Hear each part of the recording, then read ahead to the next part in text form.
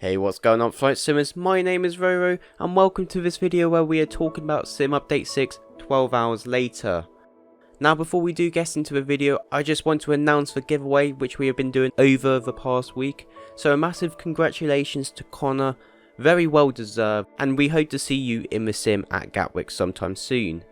Now we just want to say a massive thank you for all of the support you have given us over the past few weeks. It has been absolutely tremendous and we cannot thank you enough. Other than that, let's get straight into the video. So Sim Update 6 has been an absolute dream in comparison to Sim Update 5, where Sim Update 5 practically caused the whole of the community to run into an absolute mess because of compatibility issues. But just like any other Sim update, there will always be some issues at first. Around 8 o'clock UK time, the servers did unfortunately go down for a few hours, meaning some people could not update their sim.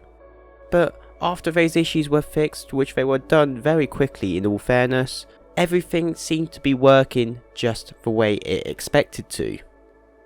So what was there added to Sim Update 6? Well, for example, there has been multiple fixes related to crash to desktops across the whole of the title. There was also some optimization put into the real-time air traffic AI. There's also some improvements of the installation logic for outdated or missing packages, so if you are trying to update or reinstall the game, or if you end up having a crash during the installation of the title, your sim should be able to relocate your packages a lot easier instead of you having to manually delete and reinstall them. There was also some weather improvements. For example, they activated gust tweaking in the custom weather settings, ambient pressure is now smoothly calculated across the entire air column, and improved ATIS cloud layering. Now moving towards the planes, I won't talk too much about it, but I will just give an example. They have amended the 787 quite a bit since Sim Update 5. For example, liveries won't appear to be pink anymore when using multiplayer or even VATSIM, which was quite a surprising issue.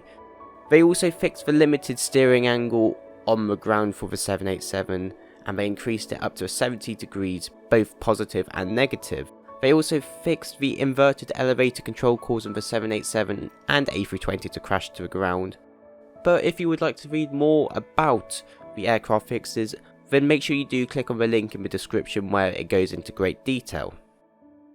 Now, which is more promising, especially with all the recent support from the Flight Sim Expo, Sim Update 6 has added more support to peripherals, for example the Thrustmaster TCA Boeing support, which will hopefully support the Boeing yoke being released sometime soon by Thrustmaster. They also reduced the increments of the mouse wheel on the elevator trim, so hopefully these issues are no longer present. So that's the majority of all of the major updates from Sim Update 6. It is nice to still see Microsoft and Asobo focusing their work on this simulator, and hopefully it will turn into the simulator which we've all been dreaming of our entire lives. Now, although a lot of things has been fixed, there are still a lot of parts which still aren't even as good as what they were before Sim Update 5. For example, the draw distance is still heavily reduced in comparison to what it was in Sim Update 4, and so are the issues with the ground objects which are still popping in. Another major thing which a lot of people has noticed is that the clouds still do not look anywhere near as good as what they were before Sim Update 5 as well, so we really do hope that these small issues are fixed.